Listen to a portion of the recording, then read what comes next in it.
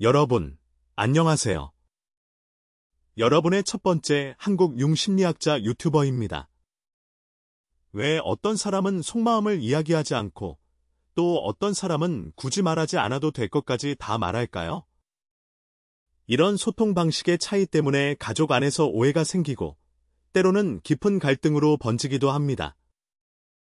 여러분도 이런 경험 있으시죠? 답답하고 혼자만 애쓰는 것 같고 도무지 이해할 수 없는 상대방의 태도에 지쳐본 적 있으실 겁니다. 융은 이 질문을 통해 인간의 근본적인 심리적 태도인 내향성과 외향성 이론을 발전시켰습니다. 오늘 우리는 융의 내향-외향 이론을 통해 가족 간 소통의 미스터리를 풀어보고 그 오랜 오해를 완전히 해결할 수 있습니다.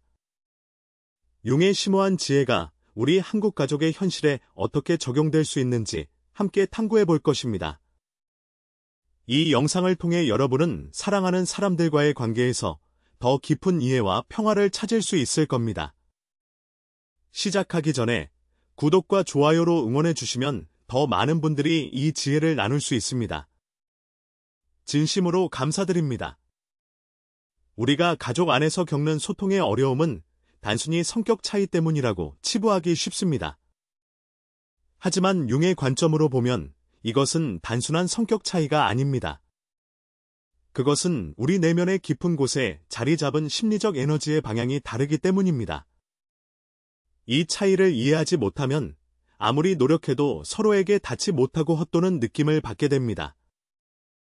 첫 번째, 내향형과 외향형의 근본적인 에너지 방향 차이입니다. 융의 심리 유형 이론의 핵심은 에너지의 방향입니다. 융은 인간의 정신 에너지가 흐르는 방향에 따라 크게 두 가지 심리적 태도로 나뉜다고 보았습니다. 바로 내향성과 외향성입니다. 외향형은 에너지를 외부 세계로 향하게 합니다. 이들은 타인과의 상호작용, 외부 활동, 경험으로부터 에너지를 얻고 활력을 느낍니다. 이들에게 소통은 외부와의 연결이자 존재의 확인 방식입니다. 그렇기 때문에 외향형은 자신의 생각과 감정을 말로 표현하고 주변 사람들과 공유하며 대화를 통해 관계를 형성하고 유지하려 합니다. 침묵은 이들에게 어색하고 공백으로 느껴질 수 있습니다. 정보를 얻거나 스트레스를 해소할 때도 외부와 접촉하려는 경향이 강합니다. 예를 들어 힘든 일이 생기면 친구를 만나 이야기하거나 활동적인 취미를 통해 에너지를 발산하려 할 것입니다. 한국 사회에서는 특히 외향적인 특성이 더 강조되거나 긍정적으로 평가받는 경향이 있습니다. 활발하다, 사교성이 좋다, 리더십이 있다 등의 표현은 대개 외향적인 사람에게 붙는 수식어죠. 가족 내에서도 외향적인 부모는 자녀가 자신의 생각이나 감정을 적극적으로 표현하기를 기대하고 만약 자녀가 그렇지 않다면 걱정하거나 답답해할 수 있습니다. 반면에 내향형은 에너지를 자기 내면으로 향하게 합니다. 이들은 고요함과 혼자만의 시간을 통해 에너지를 충전하고 자신의 생각과 감정을 내면에서 깊이 탐색하며 활력을 느낍니다. 내향형에게 소통은 깊이 있는 사고와 성찰의 결과물입니다. 불필요한 말이나 피상적인 대화보다는 의미 있고 깊은 교류를 선호합니다. 정보를 처리하거나 문제를 해결할 때도 먼저 내면에서 충분히 숙고하는 시간을 가집니다. 갑작스러운 대화나 너무 많은 자극은 내향형에게 피로감을 줄 수 있습니다. 힘들 때도 혼자만의 시간을 가지며 생각 정리하거나 글을 쓰거나 조용한 활동을 통해 회복하려는 경향이 강합니다. 한국 사회에서는 내향적인 특성이 때로는 소극적이다, 내성적이다, 속을 알 수 없다는 식의 오해를 받기도 합니다. 가족 안에서 내향적인 자녀는 부모의 끊임없는 질문이나 간섭을 힘들어할 수 있고 자신의 속마음을 쉽게 드러내지 않아 부모와 갈등을 겪기도 합니다. 융이 분석한 심리적 에너지의 방향 차이는 단순히 말하기를 좋아하고 싫어하는 것 이상의 의미를 가집니다. 이것은 우리가 세상을 경험하고 정보를 처리하며 타인과 관계 맺는 방식의 근본적인 차이입니다. 이 차이를 인정하고 이해하는 것에서부터 소통의 실마리가 풀리기 시작합니다. 두 번째, 한국 가족 내 소통 방식의 오해와 충돌입니다. 이러한 내향성과 외향성의 차이는 한국 가족 내에서 특히 복잡한 오해와 충돌을 야기합니다. 우리 사회는 관계와 공동체를 중시하고 과 우체면, 체면이라는 독특한 가치를 가지고 있습니다. 이 가치들이 내향형과 외향형의 소통 방식과 얽히면서 특유의 어려움이 발생합니다. 외향적인 부모는 내향적인 자녀가 학교에서 돌아와 방으로 들어가 버리는 것을 보며 서운함을 느낍니다. 부모는 학교에서 무슨 일 있었니? 친구들이랑 잘 놀고 왔어. 오늘 있었던 일 엄마한테 다 말해봐와 같이 끊임없이 질문하며 관심을 표현합니다. 부모에게는 이것이 자녀에 대한 사랑과 보살핌의 방식이지만 내향적인 자녀에게는 에너지를 고갈시키는 피곤한 질문 공세로 느껴질 수 있습니다. 자녀는 이미 학교에서 많은 사회적 상호작용을 통해 에너지를 소진한 상태이고 집에서는 혼자만의 시간을 통해 재충전하고 싶어 합니다. 따라서 부모의 질문에 단답형으로 대답하거나 아예 피하는 경우가 많습니다. 이때 부모는 너는 왜 이렇게 말이 없니? 엄마한테 숨기는 거 있니? 우리 사이에 대화가 없어 라며 서운함을 토로하게 됩니다. 반대로 내향적인 부모 밑에서 외향적인 자녀가 성장하는 경우도 있습니다. 외향적인 자녀는 자신의 하루를 부모와 공유하고 싶어 합니다. 친구들과의 에피소드, 학교에서 있었던 일, 자신의 감정 등을 끊임없이 이야기하려 합니다.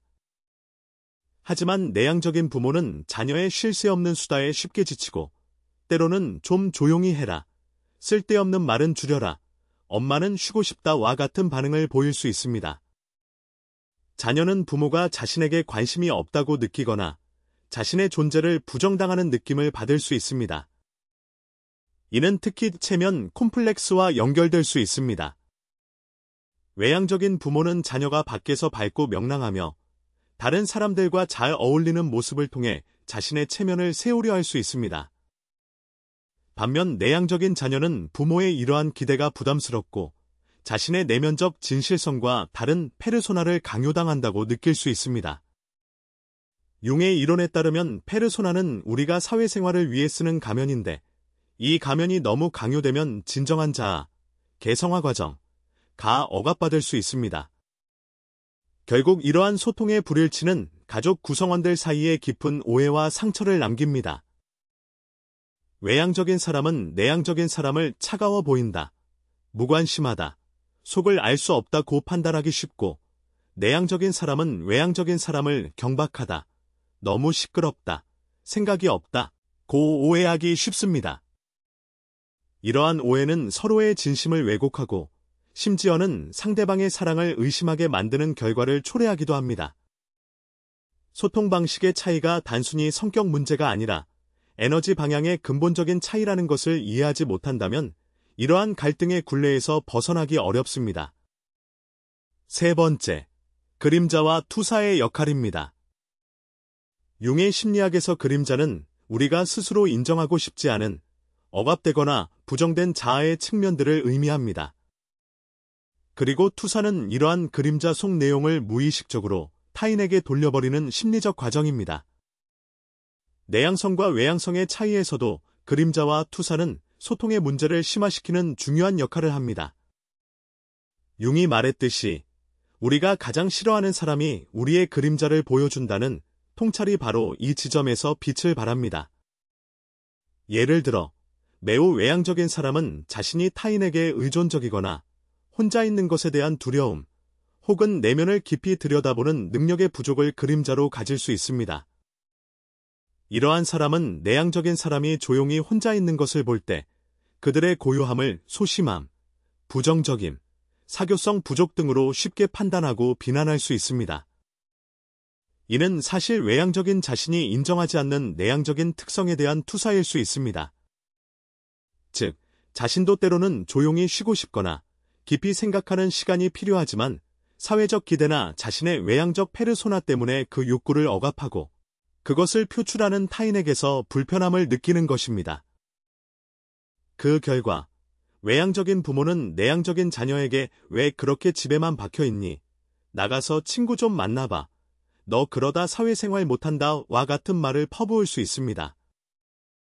이것은 단순한 잔소리를 넘어 부모 자신의 억압된 내향성에 대한 무의식적인 투사일 수 있습니다. 반대로 매우 내향적인 사람도 자신의 그림자를 가질 수 있습니다. 이들은 타인과의 관계에서 오는 피로감, 자신의 생각을 표현하지 못하는 무력감, 혹은 외부 활동에 대한 두려움 등을 그림자로 가질 수 있습니다. 이러한 사람은 외향적인 사람이 활발하게 대화하고 많은 사람과 어울리는 것을 볼 때 그들을 경박하다, 생각이 없다, 시끄럽다고 쉽게 비판할 수 있습니다. 이는 사실 내향적인 자신이 억압하고 있는 외향적인 특성, 즉 타인과 자유롭게 어울리고 싶은 욕구나 자신의 생각을 거침없이 표현하고 싶은 욕구에 대한 투사일 수 있습니다. 그 결과 내향적인 배우자는 외향적인 배우자에게 제발 좀 가만히 있어봐, 쓸데없는 말 좀 그만해, 내가 뭘 그렇게 나서서 하려고 하니, 와 같은 불만을 표출할 수 있습니다. 이는 배우자의 외향적인 특성이 자신 안에 억압된 외향성을 자극하여 불편함을 느끼기 때문일 수 있습니다. 융은 이런 상황에서 사람의 태도를 바꾸는 것은 설교가 아니라 자각이다 라고 말했습니다. 우리가 상대방에게서 가장 불편하게 느끼는 부분이 사실은 우리 자신의 억압된 그림자일 수 있다는 자각이 중요합니다.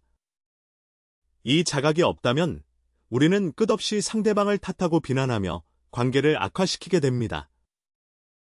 그림자를 인식하고 투사를 회수하는 과정은 곧 자기 인식을 확장하는 과정이며 이는 융이 말한 개성화의 중요한 부분입니다.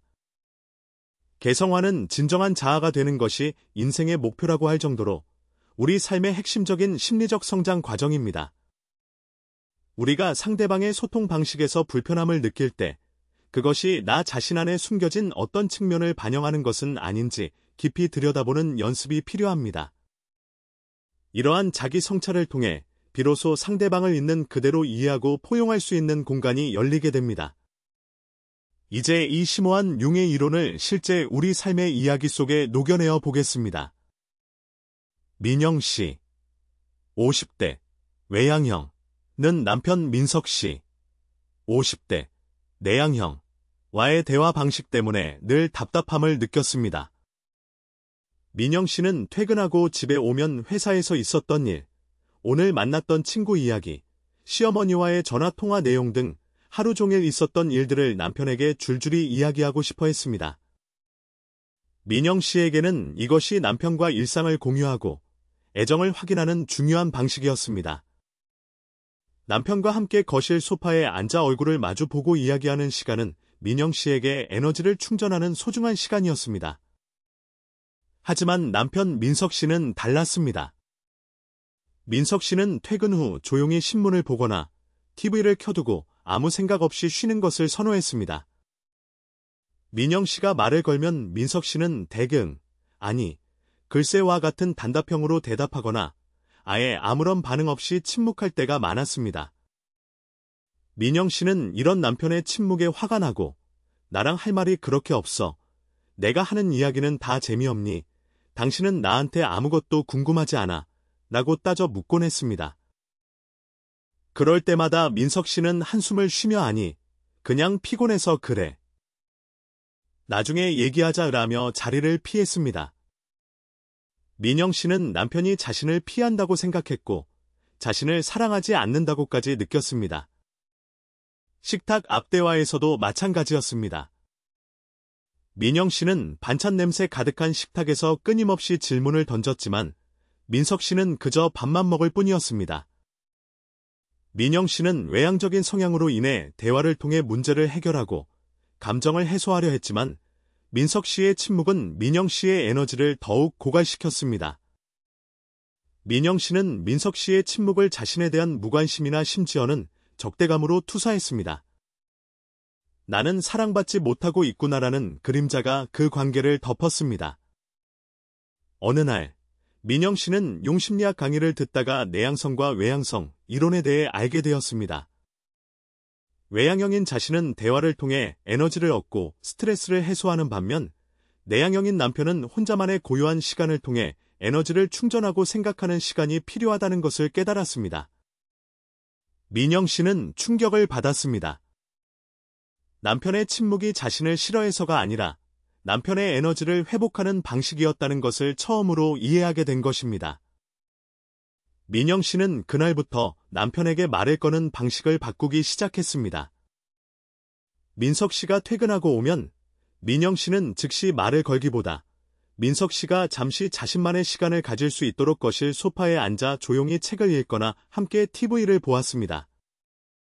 민영 씨는 남편에게 피곤하죠. 잠시 쉬세요. 하고 싶은 말 있으면 언제든지 말해주세요 라고 말하며 남편의 공간을 존중해 주었습니다. 민석 씨는 처음에는 어색해했지만 점차 민영 씨의 변화를 느끼게 되었습니다.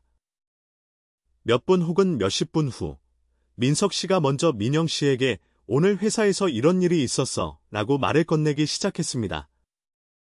민영 씨는 그 말을 듣고 놀랐습니다. 남편이 먼저 자신의 이야기를 시작한 것은 처음 있는 일이었습니다.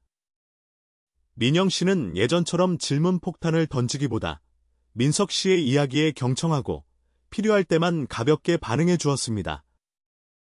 민석 씨도 민영 씨의 변화를 통해 자신을 돌아보게 되었습니다. 민영 씨가 자신에게 이야기를 할 때 자신이 너무 일방적으로 침묵하며 민영 씨를 서운하게 했던 것을 깨달았습니다.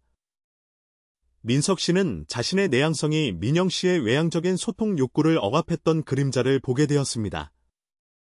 그는 민영 씨의 말이 비록 피곤하게 느껴질 때도 있었지만 그것이 민영 씨의 사랑과 관심의 표현이었다는 것을 이해하게 되었습니다. 어느 날 저녁, 민영 씨가 시어머니와의 전화통화에서 있었던 답답한 일을 이야기하고 있었습니다. 민석 씨는 평소 같으면 한숨을 쉬며 자리를 피했겠지만 그날은 민영 씨의 이야기가 끝날 때까지 조용히 듣고 있었습니다. 이야기가 끝났을 때 민석 씨는 민영 씨의 손을 잡으며 힘들었겠네요. 고생 많았어요 라고 말했습니다. 그 한마디에 민영 씨는 눈물이 핑 돌았습니다. 남편의 침묵 속에 숨겨진 진심을 처음으로 온전히 느낀 순간이었습니다. 민영 씨와 민석 씨는 여전히 내향형과 외향형의 차이를 가지고 있었지만 이제는 서로의 소통 방식을 이해하고 존중하며 관계의 새로운 장을 열게 된 것입니다. 융의 지혜로 이 부부는 오랜 오해와 갈등을 넘어 진정한 연결을 찾을 수 있었습니다. 여러분, 민영 씨와 민석 씨의 이야기처럼 우리도 각자의 소통 방식을 이해하고 존중하는 것이 얼마나 중요한지 깨달아야 합니다. 이제부터 여러분의 가족 관계를 개선할 수 있는 실용적이고 구체적인 방법을 알려드리겠습니다. 융의 통찰을 바탕으로 한 이 해결책들은 여러분의 일상에 큰 변화를 가져올 것입니다. 첫 번째, 자신의 심리 유형과 상대방의 유형 이해하기입니다. 이것이 모든 변화의 시작입니다. 융의 이론에 따르면 우리는 자신과 타인의 에너지 방향을 이해함으로써 오해의 실마리를 풀 수 있습니다. 자신에게 질문해 보세요. 나는 에너지를 얻는 방식은 무엇인가? 활동적인 사람들과 어울리고 새로운 경험을 하는 것에서 활력을 얻는다면 외향형에 가깝습니다. 반대로 혼자 조용히 생각하고 책을 읽거나 내면을 탐색하는 것에서 에너지를 얻는다면 내향형에 가깝습니다. 그리고 여러분의 가족 구성원들에게도 같은 질문을 적용해 보세요. 내 자녀는 어떤 상황에서 편안함을 느끼는가? 내 배우자는 어떤 방식으로 스트레스를 해소하는가? 그들이 활발하게 이야기하고 외부 활동을 선호하는지, 아니면 조용히 자신의 세계에 머무는 것을 좋아하는지 관찰해 보십시오. 이 과정에서 융의 관점으로 보면 이것은 단순한 개인의 선호가 아니라 탁월한 심리적 태도임을 이해하는 것이 중요합니다. 우리가 이 차이를 이해하지 못하고 상대방이 나와 같기를 기대하는 순간부터 갈등은 시작됩니다. 융은 자각이 없이는 어떤 변화도 불가능하다고 강조했습니다. 이 자각을 통해 우리는 상대방을 바꾸려 하기보다 있는 그대로 이해하고 포용하는 법을 배울 수 있습니다. 두 번째, 유형에 맞는 소통 전략 사용하기입니다. 자신과 상대방의 유형을 이해했다면 이제는 그에 맞는 소통 방식을 적용해야 합니다. 이는 서로의 언어를 배우는 것과 같습니다. 외향형인 당신을 위한 소통 전략입니다. 만약 여러분이 외향형이라면 여러분은 아마도 즉각적인 대화와 활발한 상호작용을 선호할 것입니다. 하지만 내향형인 가족 구성원에게는 이런 방식이 부담스럽거나 치매적으로 느껴질 수 있습니다. 별표 말하기 전에 한 번 더 상대방이 생각할 시간을 주십시오. 별표 내향형은 즉각적인 반응을 보이기보다 생각을 정리하고 감정을 다듬는 시간이 필요합니다. 질문을 던진 후에는 침묵의 시간을 허용해 주세요. 이 침묵은 무시가 아니라 상대방이 생각을 정리하는 과정입니다. 별표 구체적이고 핵심적인 질문을 하십시오. 별표 내향형은 많은 정보나 피상적인 대화를 싫어합니다. 오늘 하루 어땠어? 와 같은 막연한 질문 대신 오늘 점심은 맛있었니? 혹시 회사에서 어려운 일은 없었니? 와 같이 구체적인 질문을 하고 상대방의 대답을 기다려주세요. 별표 경청하는 훈련을 하십시오. 별표 외향형은 대화의 흐름을 주도하려는 경향이 있습니다. 하지만 내향형과의 소통에서는 듣는 것이 말하는 것보다 더 중요합니다. 상대방의 말을 끊지 않고 끝까지 듣는 연습을 하고 때로는 침묵 속에서 상대방이 스스로 말을 이어갈 기회를 주는 것이 좋습니다. 융이 강조했듯이 만나는 모든 사람이 우리의 거울이다. 상대방에게 진심으로 경청할 때 그들은 여러분에게 더 많은 것을 보여줄 것입니다. 내향형인 당신을 위한 소통 전략입니다. 만약 여러분이 내향형이라면 여러분은 자신의 생각과 감정을 표현하는 것을 어려워하거나 말하는 것 자체에 피로감을 느낄 수 있습니다. 하지만 외향형인 가족 구성원은 여러분의 침묵을 오해할 수 있습니다. 별표 필요할 때 짧게라도 자신의 생각을 표현하는 연습을 해보세요. 별표 모든 것을 길게 설명할 필요는 없습니다. 지금은 좀 쉬고 싶어요.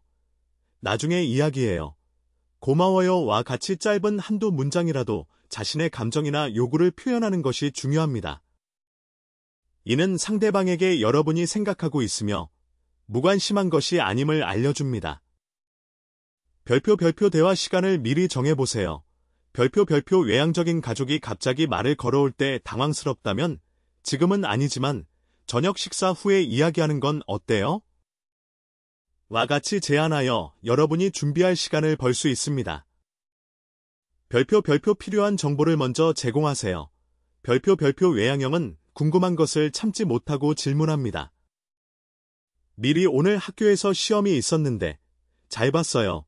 와 같이 간략하게라도 정보를 제공하면 상대방의 궁금증을 해소하고 불필요한 질문을 줄일 수 있습니다. 이것은 여러분이 상대를 존중하고 있음을 보여주는 행동입니다. 세 번째, 그림자 인식 및 투사 회수입니다.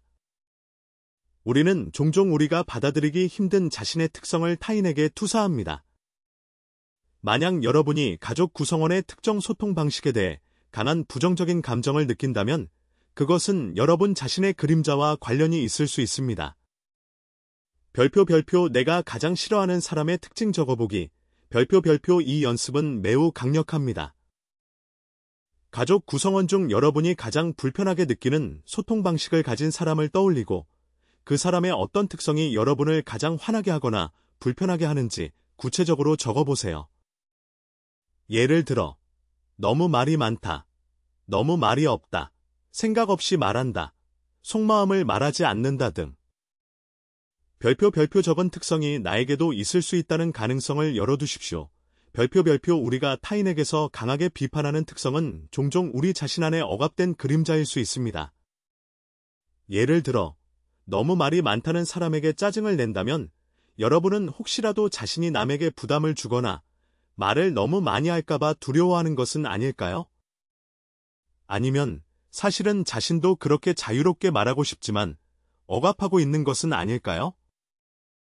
반대로 속마음을 말하지 않는다는 사람에게 분노한다면 여러분은 혹시 자신의 깊은 감정을 표현하는 것을 두려워하거나 다른 사람에게 의존하는 것을 꺼리는 것은 아닐까요? 별표 상대방 탓하기 전에 내 마음 들여다보기. 별표 이 연습은 투사를 회수하는 데 필수적입니다. 상대방의 행동에 대한 즉각적인 비판이나 불만을 쏟아내기 전에 잠시 멈춰 서서 지금 내가 느끼는 이 감정은 나에게서 비롯된 것은 아닐까? 내가 혹시 저 사람에게서 나의 어떤 부분을 보고 있는 것은 아닐까? 라고 자문해 보세요. 이 질문은 여러분의 시야를 넓히고 상대방을 비난하는 대신 자기 성찰의 기회를 제공합니다. 융은 상처받지 않고는 성장할 수 없다고 했습니다. 이 과정은 고통스러울 수 있지만 진정한 자기 이해와 성장을 위한 필수적인 단계입니다. 그림자를 인식하고 투사를 회수하는 것은 우리가 진정한 자아를 찾아가는 개성화 과정의 중요한 부분입니다. 네 번째, 가족 내 안전한 공간 만들기입니다. 가족 구성원 모두가 자신의 유형을 존중받으며 편안하게 소통할 수 있는 환경을 조성하는 것이 중요합니다.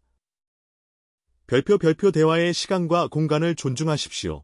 별표 예를 들어 내향적인 자녀가 학교에서 돌아오면 즉시 말을 걸기보다 잠시 혼자만의 시간을 가질 수 있도록 해주세요. 엄마는 내가 편해지면 이야기할 준비가 되어 있어 와 같이 말하여 자녀에게 선택권을 주는 것이 좋습니다. 식사 시간처럼 모두가 모이는 시간에도 침묵의 시간을 허용하고 모든 대화가 강제적이지 않도록 합니다. 별표 가족 회의나 대화 규칙을 정해보십시오. 별표 때로는 규칙이 자유를 줍니다. 예를 들어 한 번에 한 명씩만 이야기하기, 이야기하는 동안에는 스마트폰 보지 않기, 상대방의 말을 끝까지 듣기와 같은 간단한 규칙은 모두에게 공평한 기회를 제공합니다. 별표 서로의 다른 점을 인정하고 기념하십시오. 별표 내향형과 외향형의 차이를 단순히 문제로 보는 것이 아니라 가족을 풍요롭게 하는 다양성으로 받아들이세요. 외향적인 사람은 가족의 활력을 불어넣고 내향적인 사람은 가족에게 깊이와 성찰을 더해줍니다. 이 차이들이 조화를 이룰 때 가족은 더욱 단단하고 풍성해질 수 있습니다. 사랑은 무한하지만 희생은 한계가 있어 라는 말을 기억하세요. 서로의 개성을 존중하는 것이 진정한 사랑입니다. 여러분, 우리는 모두 사랑하는 사람들과 잘 소통하고 싶어 합니다. 하지만 때로는 그 마음이 오히려 상처가 되기도 합니다. 오늘 우리는 융의 내향-외향 이론을 통해 소통 방식의 차이가 단순히 성격 문제가 아니라 우리 내면의 깊은 에너지 방향에서 비롯된다는 것을 배웠습니다. 외향적인 사람은 외부 세계와의 상호작용에서 에너지를 얻고 내향적인 사람은 내면의 고요함에서 에너지를 얻습니다. 이 차이를 이해하고 존중하는 것이 관계 개선의 첫걸음입니다. 우리는 또한 한국 가족 내에서 이러한 심리 유형의 차이가 어떻게 오해와 갈등을 심화시키는지 알아보았습니다. 특히 우리 사회의 체면 콤플렉스나 효도 콤플렉스와 같은 문화적 맥락이 소통의 어려움을 더욱 복잡하게 만들 수 있다는 점도 살펴보았습니다. 그리고 융의 그림자와 투사 개념을 통해 우리가 타인의 소통 방식에 대해 느끼는 불편함이 사실은 우리 자신의 억압된 그림자를 반영할 수 있다는 중요한 통찰을 얻었습니다. 이 모든 것을 종합했을 때 진정한 소통은 상대방을 바꾸려 하기보다 나 자신을 이해하고 상대방을 있는 그대로 인정하는 것에서 시작된다는 것을 알 수 있습니다. 지금까지 정말 고생 많으셨습니다. 가족과의 소통 문제로 혼자 힘들어하고 답답해하며 애쓰셨던 여러분의 마음을 진심으로 위로하고 싶습니다. 여러분은 결코 혼자가 아니며 이러한 어려움은 여러분의 잘못이 아닙니다. 이제는 여러분 자신과 가족을 위한 선택을 하셔도 됩니다. 오늘 배운 융의 지혜와 실천적인 방법들을 통해 여러분의 관계에 새로운 변화를 만들어갈 수 있습니다. 작은 변화가 시작되면 모든 관계가 달라집니다. 오늘부터 하나씩 실천해보세요. 여러분의 경험을 댓글로 나눠주시면 함께 성장할 수 있습니다. 여러분의 이야기는 다른 많은 분들에게도 큰 용기와 영감을 줄 것입니다. 이 영상이 도움이 되셨다면 구독과 좋아요, 알림 설정을 잊지 마세요. 여러분의 응원은 제가 더 좋은 콘텐츠를 만드는 데 큰 힘이 됩니다. 그리고 다음 영상에서는 또 다른 융심리학의 지혜로 우리 가족 문제를 풀어보는 시간을 갖겠습니다. 여러분은 반드시 해낼 수 있습니다. 융의 지혜로 새로운 시작을 만들어 보세요. 다음 영상에서 다시 만나 뵙겠습니다. 감사합니다.